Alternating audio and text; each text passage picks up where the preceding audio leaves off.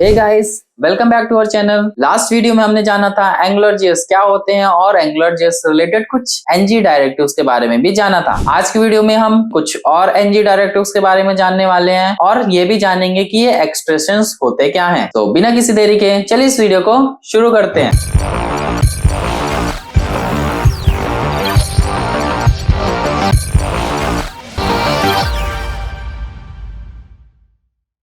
Last video में आपने हमारे एनजी डायरेक्टिव्स को तो देखा ही होगा, जहां पे हमने NG dash APP, NG dash model और एनजी डैश बाइंड के बारे में बताया था। आज हम कुछ और एनजी डायरेक्टिव्स के बारे में जानने वाले हैं, जैसे कि NG dash INIT, NG dash repeat और हम एक्सप्रेशन को भी जानेंगे। तो चलिए चलते हैं और जानते हैं सबसे पहले अपने एनजी डायरेक्टिव्स को। जैसे कि मैं अपने नोटपैड प्लस प्लस में आ गया हूं और यहाँ पे आप देख रहे होंगे कि मैंने अपनी एंगुलर जेएस की लिंक को यहाँ पहले से ही पेस्ट करके रखा है। तो यहाँ पे सबसे पहले मैं एनजी डैश एपीपी का यूज कर लेता हूं, जो कि हमारे फंक्शन को वर्क कराने के लिए। यहाँ पे अभी मैं कोई वैल्यू नहीं दे रहा हूँ, इसलिए ताकि मैं अभी हम आगे और भी मॉड्यूल्स पढ़ेंगे जिससे हम इस वैल्यू को और अच्छे से देख सकते हैं। और यहाँ पे मैं एक इनपुट बॉक्स बना रहा हूँ, जहाँ पे मैं अपनी टाइप दे दे रहा हूँ टेक्स्ट। और अब देते हैं हम अपना एनजी डैश आईएनआईटी डायरेक्टिव। अब इस डायरेक्टिव में क्या चीजें होती हैं, ये डायरेक्टिव क्या काम आता है, जैसे कि हम अपने एंगुलर जेएस में कीवर्ड्स का यूज करते थे, लेट, कॉन्स्ट, वेर, जिससे हम कोई भी वेरिएबल डिफाइन कर सकते थे या फिर अपने इनपुट बॉक्स में कोई वैल्यू दे सकते थे। सेम हमारा यहाँ पे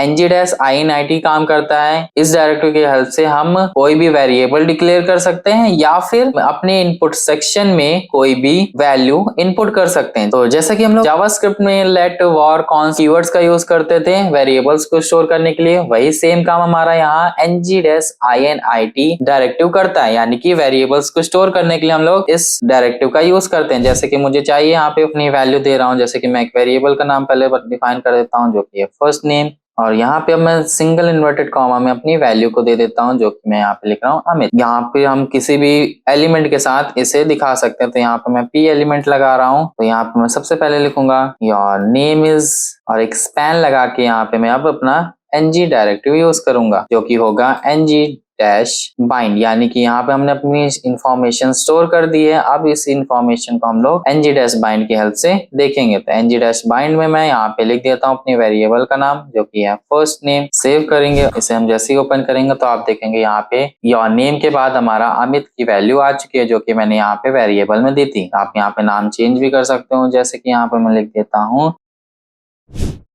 विराज। तो ये देखिए हमारी वैल्यू चेंज हो गई। तो हम कुछ इस तरीके से एनजी डैश आईएनआईटी डायरेक्टिव का यूज कर सकते हैं किसी भी तरह का वेरिएबल डिफाइन करने के लिए। अब नेक्स्ट आते हैं और जानते हैं एनजी डैश रिपीट डायरेक्टिव को। तो हमारा एनजी डैश रिपीट डायरेक्टिव क्या काम करता है, एक तरह से लूप बनाने का काम करता है हमारा एनजी डैश रिपीट, जिसमें हमारी वैल्यूज बार बार रिपीट की जाएंगी जितनी भी वैल्यू हमने दी है। तो उसके लिए हम चलिए एनजी डैश आईएनआईटी में एक वेरिएबल बना के वैल्यू डिफाइन कर देते हैं। जैसे कि यहाँ पे मैं कुछ ऑब्जेक्ट्स बना के अपनी वैल्यू को डिफाइन कर रहा हूँ। यहाँ पे मेरा पहला ऑब्जेक्ट है जिसके नाम है नेम, और उस ऑब्जेक्ट का मैं नाम दूंगा जॉन। कॉमा लगा के हम एक और वैल्यू यहाँ पे देंगे, जो कि है मैं यहाँ पे दे रहा हूँ कंट्री, और इसको भी मैं एक ऑब्जेक्ट की तरह ही मैं डिफाइन कर रहा हूँ। तो यहाँ कंट्री नेम लिख देता हूँ मैं USA, and then curly bracket close. और यहाँ पे मैं फिर से कुछ ऑब्जेक्ट्स और बना लेता हूँ, जैसे कि मैं 3 से 4 ऑब्जेक्ट्स बनाना चाहता हूँ, एक लिस्ट बनाना है मुझे, तो उसके लिए मैं कुछ और ऑब्जेक्ट्स दे देता हूँ एक बार। और यहाँ पे नेम देंगे हम अपना अब इस बार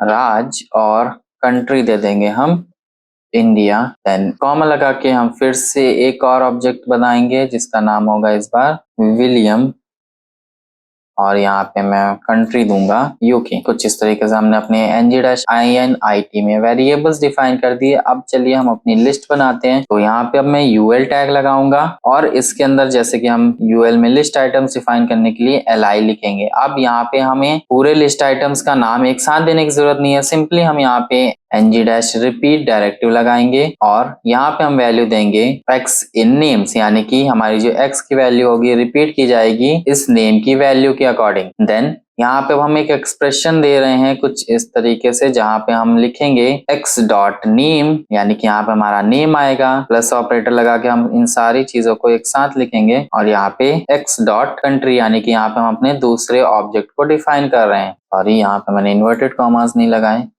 तो इन वैल्यूज को हम इन्वर्टेड कॉमा में देंगे।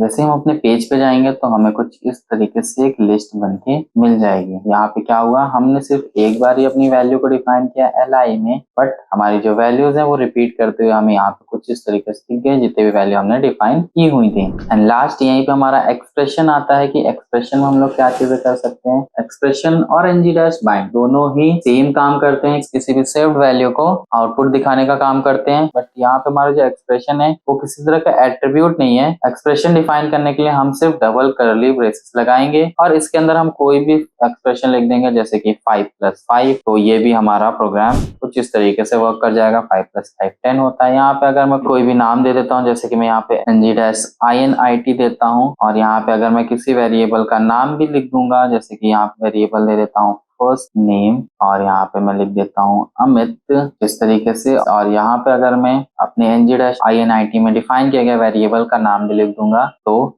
मेरा एक्सप्रेशन इसमें सेव्ड वैल्यू को कुछ इस तरीके से दिखा देगा। तो एक्सप्रेशन का सिंपल सा काम है, जैसे हमारा ng-bind किसी भी सेव्ड इंफॉर्मेशन को आउटपुट देता है, हम तक पहुंचाता है, वैसे ही हमारा एक्सप्रेशन भी किसी भी तरह के वैल्यूज को हमारे तक प्रोसीड कराता है, हमें उसका आउटपुट जनरेट करके देता है। तो ये थे हमारे कुछ और ng- डायरेक्टिव्स जिनका यूज हम कुछ इस तरीके से कर सकते हैं। आई होप आपको हर एक टॉपिक अच्छे से समझ में आ गया होगा। इस वीडियो से रिलेटेड सारी नोट्स मैं डिस्क्रिप्शन बॉक्स में आपको दे दूंगा। मिलते हैं नेक्स्ट वीडियो में, तब तक के लिए बाय बाय। कोई भी सपना साकार करने के लिए सबसे जरूरी है सही कोच का होना।